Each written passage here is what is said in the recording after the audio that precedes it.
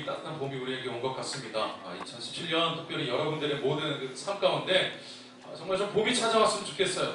이렇게 보면 우리 나라도 그렇고 또 청년들 개인의 삶들을 보면 너무 퍽퍽하게 느껴지니까 우리 이렇게 좀 좋은 소식 없나? 나라도 어수선한데 좀 WBC라도 좀 올라갔으면 좋겠는데 1라운드 탈락도 하고 말이죠. 어디서든 뭐 이렇게 별로 이렇게 좋은 소식이 들려오질 않고 그나마 오늘 아침에 유현진이 좀 잘 던졌다는 그런 소식이 있어서 마음이 좀 뭐 그거 같고 근데 별로 우리가 웃을 일이 별로 없는 것 같아요. 우리의 마음을 무겁게 만드는 일들이 참 많이 요즘에 있는 것 같은데 제가 바라기는 여러분들의 삶에는 정말 이 봄 같은 따뜻한 은혜가 함께 하였으면 좋겠습니다. 그래서 서로의 기쁜 소식을 함께 좀 공유하고 나눌 수 있는 우리 공동체가 좀 되었으면 좋겠습니다. 지난 주간에 이슈라고 한다면 역시 대통령 탄핵이 인용된 것이 아니겠는가 하는 생각이 듭니다. 저도 라이브로 방송을 이렇게 봤는데 하여튼 이렇게 저렇게 떠나서 이렇게 딱 그 발표가 난 다음에 저한테 카톡이 막 이렇게 오더라고요. 여러 사람들의 이제 그 반응이 이제 카톡으로 저한테 오는데 어느 분은 여기 사무실 지금 난리 났어요. 월드컵 이후에 이런 기쁨을 이런 반응을 보이는 사람도 있고 또 일부 어떤 사람들은 굉장히 걱정하면서 이 인용된 것 자체를 걱정하면서 낙담하시는 분들도 우리 주변에 있는 것 같습니다. 우리들 중에도 사실 여러 가지 의견이 있을 수 있겠지만 그런 것보다 이 역사가 우리에게 주는 교훈을 우리가 분명히 좀 새길 수 있으면 좋겠습니다. 특별히 오늘 말씀이 제가 굳이 거기에 맞춰서 준비하겠다 한 것은 아니지만 이러한 때에 더욱 새겨야 할 말씀이 아닌가 하는 생각이 듭니다. 그래서 우리가 담담하게 이 현실들을 좀 바라보면서 말씀이 주는 교훈을 함께 나눠보았으면 좋겠습니다. 우리 좀 같이 인사하죠. 이제 봄이 좀 됐고 우리를 무겁게 만드는 일들이 좀 있겠지만 인사하면서 이게 좀 풀렸으면 좋겠어요. 좀 반가운 얼굴로 좀 웃으시면서 오늘 옆에 계신 분들이 화장이 좀 잘 안 먹고 머리가 좀 떡져 있더라도 좀 반가운 얼굴로 좀 함께 인사하셨으면 좋겠습니다. 반갑습니다. 잘 오셨습니다. 네, 여러분들 웃는 모습을 보니까 좀 제 마음이 풀리는 것 같아요. 네. 일본 영화 중에 카모메 식당이라는 영화가 있어요. 보신 분들이 있는지 모르겠어요. 저도 보지는 못했는데 이렇게 영화 무슨 영화다 하는 것만 제가 좀 알고 있는데 이 영화는 핀란드 헬싱키에 있는 한 마을에서 식당을 운영하는 저 일본인 여인 사치에라고 하는 여인과 그 주변의 사람들의 이야기입니다. 근데 이 사치에가 자신을 돕고 있는 저 미도리라고 하는 사람과 이제 대화를 나누는 한 토막 장면이에요. 근데 거기서 이런 대화를 나눕니다. 미도리가 이렇게 물었어요. 만일 내일 세상이 끝난다면 마지막으로 뭘 할 거예요? 이렇게 물어봤어요. 그때 이 사치애가 이렇게 말합니다. 엄청 맛있는 걸 먹고 죽을 거예요. 이렇게 말했어요. 역시 식당을 운영하는 사람이라 그런지 그랬더니 미도리가 역시 그러더니 사치애가 이렇게 또 대답합니다. 저는 세상이 끝나는 날엔 꼭 맛있는 걸 먹을 거예요. 좋은 재료를 써서 잔뜩 만들고 좋은 사람만 초대해서 술도 한잔하면서 느긋하게 식사를 즐기는 거죠. 이렇게 말합니다. 여러분은 어떻습니까? 만약에 여러분에게 내일 이제 종말이 찾아온다면 여러분 어떻게 하시겠습니까? 이 사치애가 저는 맛있는 걸 먹고 죽을 거예요 한 게 그냥 진짜 맛있는 밥 먹고 원 없이 먹고 죽겠다 하는 얘기가 아닌 거죠. 이 이유를 들어보면 그러니까 좋은 사람들과 좋은 시간을 갖고 그냥 자기는 마무리하겠다. 이제 제가 이런 이제 바람을 이야기한 거죠. 설교를 준비하다가 저기까지 설교를 딱 썼는데 제가 갑자기 궁금해졌어요. 그럼 우리 청년들은 도대체 어떤 생각을 갖고 있을까? 만약 내일 종말이 온다면 우리 청년들은 뭐라고 대답할까? 그래서 제가 궁금해서 어제 제가 밤늦게 설교를 준비해서 오래 이렇게 막 할 수는 없고 금방금방 연락이 올 것 같은 애들한테만 제가 이렇게 했어요. 몇 명한테 내일 그냥 난데없이 내일 종말이 온다면 너 뭐 할래? 이렇게 하고 생각하지 마, 고민하지 말고 빨리 대답해줘. 이렇게 제가 보냈어요. 몇 명한테 보냈더니 왔어. 우리 청년들은 이렇게 대답을 했습니다. 내일 종말이 온다면 무엇을 하시겠습니까? 우선 서승한 청년. 못 왔어. 좀 이따 올 거예요. 이렇게 대답했어요. 가까운 사람들에게 평소에 하지 못했던 제 진심을 전하겠습니다. 승아가 진심을 잘 못 전하고 있나 봐. 이따 오면 한번 물어보세요. 너의 진심이 어디니? 물어보. 승아는 이렇게 대답했어요. 우리 경조는 이렇게 대답했어요. 소중한 사람들과 함께 시간을 보내고 싶습니다. 제 경우엔 부모님과 친구들이겠군요. 나는 이게 글자를 보는데 얘가 어디서 말하는 거 있는 거지. 말투가 억양이 잘 들려오면서 난 얘한테 중독된 것 같아. 여러분 이 경주에 진짜 참 진가를 알고 싶으신 분은 반드시 이번 여름 수련회 가요. 제가 웃다가 진 빠져서 설교를 못할 정도로 진짜 대단하게. 어쨌든 경주 부모님과 친구들과 함께 하겠다는 거죠. 기준이 사랑하는 사람들에게 사랑한다 말하겠습니다. 난 이거 처음에 잘못 보고 사랑하는 사람에게 사랑한다 말하겠습니다 이렇게 한 줄 알았어요. 얘 누구 좋아하는 사람이 있나 했더니 보니까 사람들이더라고요. 종말이 오면 하지 말고 지금 해. 지금 오늘 하세요. 우리 소영이 하나님이 드디어 오시는구나 하고 기쁘겠지만 제 자신을 돌아보고 회개기도 할 것 같습니다. 이렇게 대답했어요. 그 다음에 하림이 지푸라기라도 잡는 심정으로 가족에게 회개를 권유하겠습니다. 가족을 사랑하는 마음으로 구원받으라 이제 이야기하는 거죠. 그 다음에 마지막으로 황실은 무응답. 아주 괘씸했어요. 진짜 속으로 아주 괘씸했어. 어떻게 이럴 수가. 근데 얘가 설교문 다 쓰고 다 뭐 만들고 다 끝났는데 얘가 나중에 연락이 왔어요. 원래 그런 거예요. 종말이 오면 끝이요. 그냥 못 들어오는 거예요. 아무튼 이제 좀 청년이 이렇게 되면 사실은 제가 그래도 뭔가 이렇게 좀 독특한 대답이 있지 않을까? 왜 그런 사람 있잖아요. 1% 이런 아이들. 그런 아이들의 뭔가 대답이 좀 있을 줄 알았더니 사실은 다 고만고만한 이야기들이 돌아왔어요. 그러니까 보셔서 아시겠지만 다 그렇죠. 우리가 잘 아는 그 스피노자가 이런 말을 했습니다. 내일 지구가 멸망하더라도 뭐 하겠다며 한 그루의 사과나무를 심겠다. 이런 이야기를 했죠. 뭐 이것도 진짜 사과나무를 심겠다는 뜻이 아니죠. 그러니까 뭔가 의미 있고 가치 있는 일을 나는 계속 하겠다. 뭐 이런 의미라고 이해할 수 있겠습니다. 사실 우리 청년들도 저 대답들이 사과나무 심겠다라고 하는 대답을 한 거죠. 그러니까 가장 가치 있다고 혹은 가장 소중하다고 여겨지는 사람들에게 찾아가서 뭔가 이렇게 하겠다. 뭐 이런 의미였던 거죠. 아마 여기에 계신 분들한테 제가 물어봐도 대강 비슷하게 나올 것 같아요. 마지막인데 우리가 쌓아놓은 돈이 많으면 그게 무슨 소용이 있겠어요? 마지막인데 매일 끝인데 또 명예나 권력이 있으면 그게 뭐 무슨 의미가 있겠습니까? 여러분 제가 오늘 갑자기 종말에 관한 질문을 우리 청년들에게 던진 이유가 있습니다. 이게 뭐냐면 종말이라고 하는 이 단어를 이해할 수 있어야 오늘 본문 읽었죠? 나를 앞으로 찬양인도 시키지 마. 내가 지금 정신이 다 나가있는 것 같아. 오늘 읽은 이 본문의 말씀을 이해하기 위해서는 이 종말이라고 하는 것이 무엇인지를 알 수 있어야 합니다. 자, 오늘 말씀 44절, 45절 말씀을 함께 좀 읽어봤으면 좋겠습니다. 함께 읽겠습니다. 시작!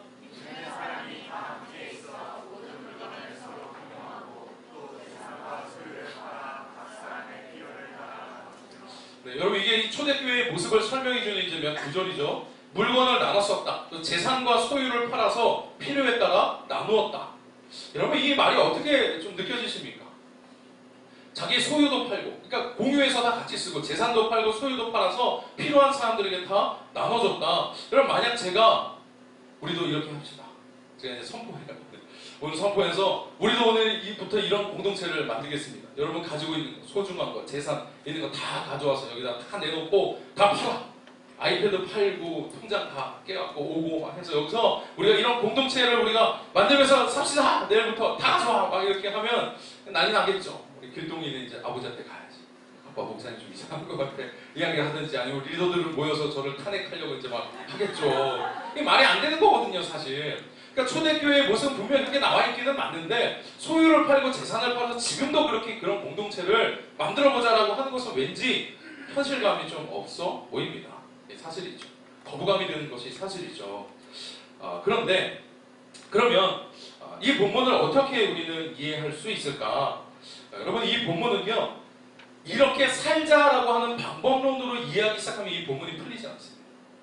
그러니까 우리도 근데 그렇게 시도하는 사람들이 사실 있었어요. 정말 그런 작은 소규모 공동체를 이루어서 저렇게 정말 살아보자 했던 사람들이 있었는데 절대로 실현 가능한 방법이 아닙니다.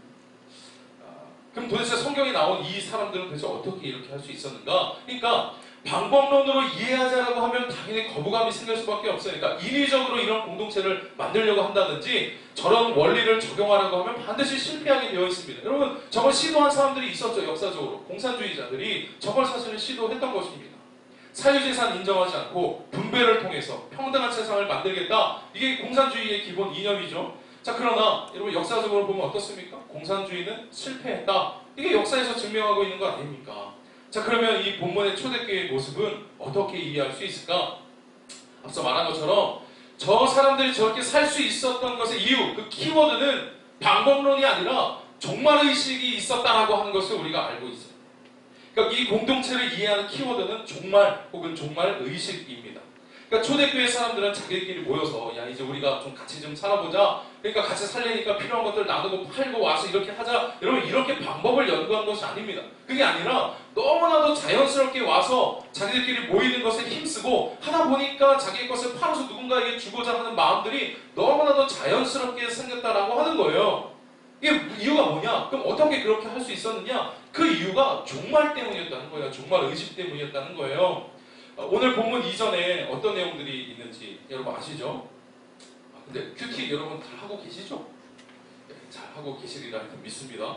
그 예수님이 승천하셨잖아요. 그래서 이렇게 가셨단 말이죠. 근데 제자들이 하늘만 계속 쳐다보고 있으니까 천사가 나타나서 뭐라고 합니까? 너희들 왜 하늘만 쳐다보고 있냐? 가신 그대로 예수님 다시 오실 거야. 그러니까 다시 오시는 예수님에 대해서 분명히 이야기를 하셨단 말이죠. 근데 여기서 제자들이 좀 오해했어. 그러니까 천사들이 너희가 본 그대로 다시 오시리라 이야기를 하신 것이지 금방 오신다라고 이야기를 하지 않았어요. 근데 여러분, 이게 초대교회에 약간 문제가 됐어. 실제로. 이 제자들은요, 그리고 많은 이 제자들이 예수님이 정말 금방 오실 줄 알았어. 그러니까 그냥 좀 있으면 오신다. 그러니까 이게 하여튼 그랬어. 그래서 막 일 안 하고 했던 사람들이 실제로 있었어. 그래서 이제 그 데살로니가 전서나 후서 이런 데 보면 너희들 일 안 하면 먹지도 마. 막 이런 이야기가 이제 그래서 나온 거거든. 어쨌든 이런 혼란이 좀 있었던 것도 사실입니다. 그러나 분명한 것은 제자들이 다시 오실 예수님 때문에 종말의식을 갖고 있었다는 거예요. 그러니까 이 종말의식을 갖고 있는 것이 그들의 삶의 방식을 바꿨다는 겁니다. 그러니까 인위적으로 이런 공동체를 만들자라고 했던 것이 아니라 예수님이 언젠가 다시 오신다. 그럼 이 세상이 끝나는 거예요. 그러니까 내가 지금 가지고 있는 것에 그렇게 가치를 둘 수가 없는 거죠. 어떤 것이 더 귀중하다 여겨지겠어요, 여러분? 이 종말의식으로 인해서 벌어진 일 중에 가장 중요한 것은 저 삶의 방식을 바꿨다라고 하는 것입니다. 이게 중요한 거예요. 예수님이 다시 오시고 또 그러므로 세상에 끝이 있다라고 하는 것을 인식하고 나니까 여러분, 이제는 중요한 것과 중요하지 않은 것이 구분이 되는 거예요. 제가 청년들에게도 그렇게 질문한 거 아닙니까? 내일 종말 오면 너희들 뭐 할래? 이렇게 물었더니 거의 비슷한 대답이에요. 그러니까 자기에게 가장 중요하거나 소중하다라고 여겨지는 것을 붙들겠다라고 전부 다 이야기를 했던 거죠. 다들 사랑하는 사람, 가족들, 소중한 사람들을 찾겠다 이렇게 이야기했어요. 뭐 어느 누구도 나는 그래도 마지막으로 인형 뽑기 한번 하겠다. 집어넣어 없어. 난 그래도 이력서를 한번 집어넣게 다른 사람 없어요, 여러분. 난 그래도 결혼은 해야 되겠다고 혼수 준비하러 가는 사람 없어. 전부 다 소중한 사람들을 찾겠다고 했죠. 여러분, 왜 그럴까요? 왜? 마지막이라고 생각하면 삶에 있어서 가장 중요한 것이 무엇인지가 분명하게 드러나게 되는 거예요. 내일이 끝이라고 생각하면 가장 중요한 게 뭐다라고 하는 게 많이 나오지도 않아. 한두 가지 중요한 것이 딱 나타나니까 그러는 거예요. 제가 앞서 언급하기도 했지만 아마 지난주 금요일날 11시에 아마 여러분 모두 숨죽이면서 TV를 다 보셨을 겁니다. 근데 참 무상하다. 권력 참 무상하다는 생각이 들었어요. 진짜 이게 탄핵 인용 그 분을 읽는데 이게 21분 걸렸다 그러더라고요. 21분. 그러니까 불과 21분 만에 선고가 끝났어. 정말 그 황혼은 11홍이라고 하는 말이 정말 실감이 났어요. 여러분, 이 사람이 대통령이 되기 위해서 그동안 애썼던 그 애씀이 얼마나 겠어요. 그 수없이 많은 그 세월 동안 정말 얼마나 치열하게 이 사람도 나름 살았겠어요. 쓴 돈이 얼마겠어요. 투쟁하면서 피땀 흘린 흔적이 여러분 얼마만큼이겠습니까? 근데 21분 만에 끝났어요. 근데 제가 그 말이 왠지 나한테 계속 저도 이렇게 보다가 마지막에 이제 이렇게 이야기했죠. 그게 너무 단호하다. 이게 그러면서 한편으로는 우리가 하나님 앞에서도 저렇게 단호하겠지 하는 생각도 사실 한편 들었어요. 이게 단호했던 한 문장이 있었어요. 피청구인 대통령 박근혜를 파면한다. 이 몇 마디 안 되는 이 짧은 문장으로 평생의 명예와 평생의 권력이 땅에 떨어지고 말았어요. 여러분, 근데 참 더 마음이 좀 그런 게, 그 파면 사유가 더 기가 막혀. 이게 보니까 몇 가지 이제 항목이 있었잖아요. 근데 뭐 약간 좀 안타까운 게, 이제 세월호 뭐 사건 같은 것들이 거기에 포함이 좀 안 돼 있어서 이제 좀 안타까워, 저도 안타깝고 그런 사람들이 좀 있는 것 같아요. 근데 뭐 세월호를 포함해서 대통령의 공무와 관련된 모든 이유들은요, 그 내용들은 다 파면 사유가 되지 않는다라고 했어요. 그러니까 파면을 원하는 사람들 그래서 긴장하면서 이거 어떻게 되는 거야 뭐 이러면서 봤어요. 그런데 여러분, 딱 한 가지 항목에 걸려서 파면됐어요. 결국엔 그게 뭡니까? 뭐 미르 재단이나 뭐 K스포츠 재단 같은 그런 재단을 세우는 일에 대통령이 자기 권력을 이용해서 대기업 이 총수들을 불러가지고 불법으로 재단에 돈을 모으는 일에 관여했다는 거 아니에요. 결국 그거 하나 때문에, 이 대통령 권한을 사적으로 남용했다고 하는 이유 때문에 결국 파면된 것입니다. 그러니까 한마디로 대통령이 권력 이용해서 돈 챙기다가 당한 거예요. 국민으로서 자존심 상하면서 굉장히 한편으로 또 안타깝기도 했습니다. 만약, 이게 참 비유가 좀 그렇긴 하지만, 만약 박근혜와 최순실에게 이런 종말의식이 있었다면 어땠을까? 여러분, 그래도 살면서 해도 될 일, 하지 말아야 될 일이 좀 구분되지 않았겠어요, 여러분? 우리가 살아가면서 이 끝이 언젠가 온다라고 하는 이런 일종의 경외감이나 두려움을 조금이라도 갖고 있었다면 해야 될 일과 하지 말아야 될 일을 구분했어야죠. 그리고 그 공적인 권력으로 내가 더 가치 있는 일들을 추구하겠다라고 마음을 먹었어야죠, 여러분. 이런 일이 벌어졌겠냐고요. 근데 어떻게 이렇게도 두려움이 없어, 두려움이 하는 일들을, 요즘에 그런 막 또 기사로 나오는 일들을 보면 어떻게 이렇게 하나도 두려움이 없었을까? 그리고 어떻게 이렇게 권력이 영원할 것처럼 그렇을까? 죽지 않을 사람처럼 어떻게 이렇게 살 수 있었을까? 하면서 제가 자책을 했어요. 내가 카톡을 보냈어요. 내일 종말이 온다는 장치. 이걸 보냈어야지 내가. 죄송합니다. 농담이에요. 이런 종말의식을 전혀 갖고 있지 않으니까 중요한 것이 무엇인지도 모르고 그냥 자기 배불리다가 이렇게 떨어지고 말았어요. 옆에 있는 사람에게 좀 이렇게 이야기를 좀 해줘요. 옆에 있는 사람 지그시 불쌍한 눈으로 좀 바라보면서 종말의식을 가지고 삽시다. 좀 얘기 좀 해줘.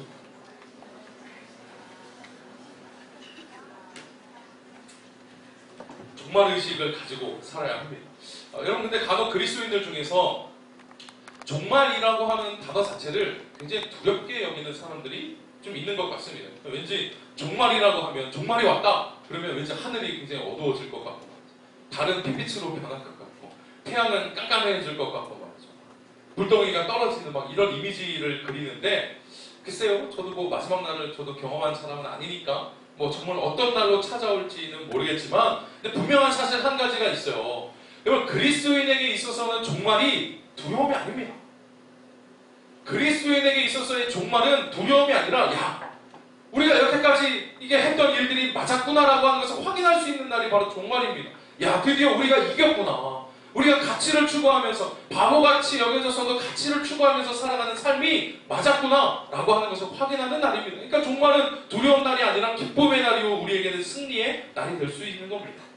여러분, 중요한 것은 아직은 우리에게 종말이 찾아오지 않았지만 우리 그리스도인들은 그 종말을 앞당겨서 살아갈 수 있는 사람들이 돼요. 여러분, 아직 종말이 온 것은 아니에요.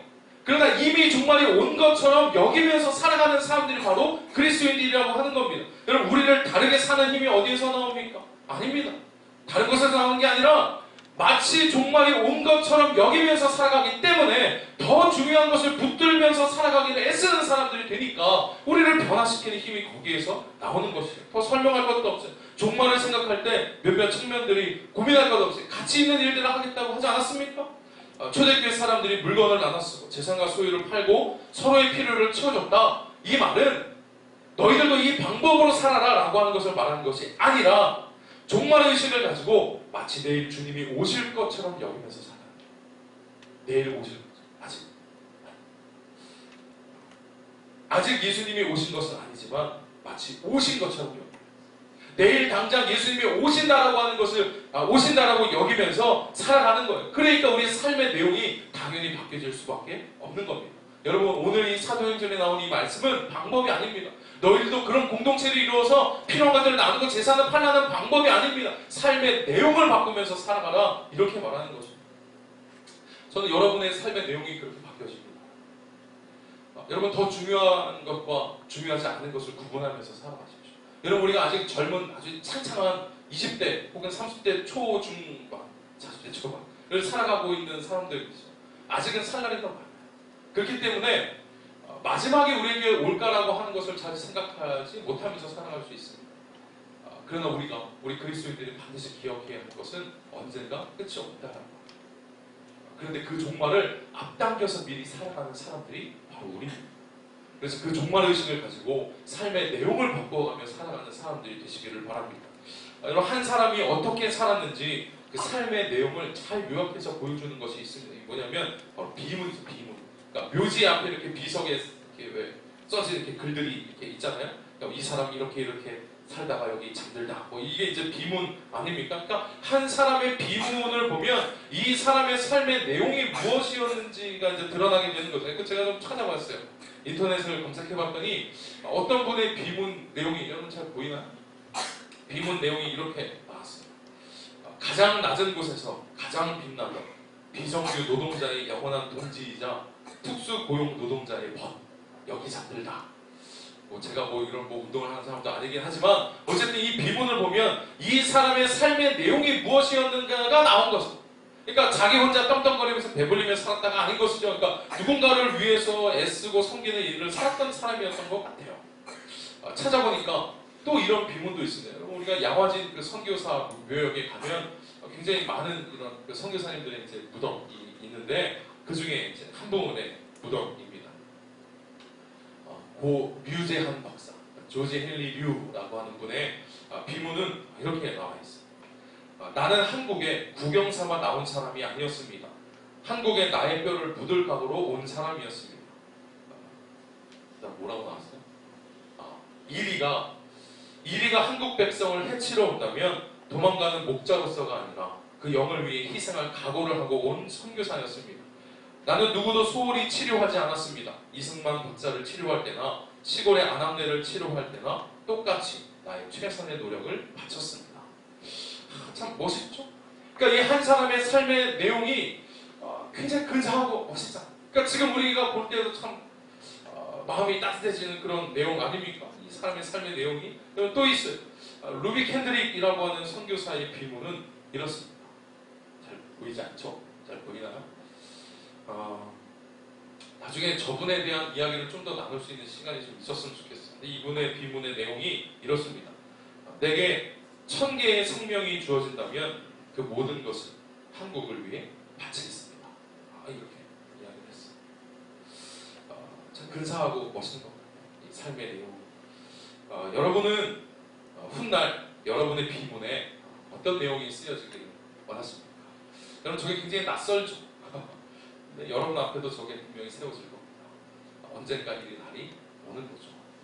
여러분 저 비문에 어떤 내용을 새기기를 원하십니까?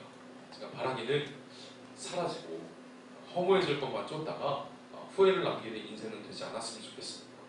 그래서 당당하게 저 비문에 저렇게 당당하게 남길 수 있는 게 참 멋지잖아요. 당당하게 내 삶의 내용이 내 삶의 흔적이 이러했다라고 하는 것을 여러분 당당하게 쓸 수 있는 여러분의 인생이 좀 되었으면 좋겠습니다. 여러분 역사 속에서 교훈을 얻으십시오. 이때에 사람이 써가고 있는 이 삶의 내용에 따라서 어떤 사람의 마음을 아프게도 하지만 어떤 사람의 마음을 따뜻하게 영혼을 살릴 수 있는 삶의 내용이 될 수도 있습니다. 그러기 위해서 청년의 때에 여러분 지혜를 가지십시오. 이 종말의식을 통해서 삶이 유한하다라고 하는 것을 깨닫고 그럼 가능한 시간을 아껴서 소중하게 사용하시고 또 가치 있는 삶의 내용들을 채워나가시고 여러분의 삶의 이 흔적, 삶의 내용이 하나님께도 또 이웃에게도 기쁨이 될 수 있는 삶의 내용들이 되기를 주님의 이름으로 축원합니다. 기도하겠습니다.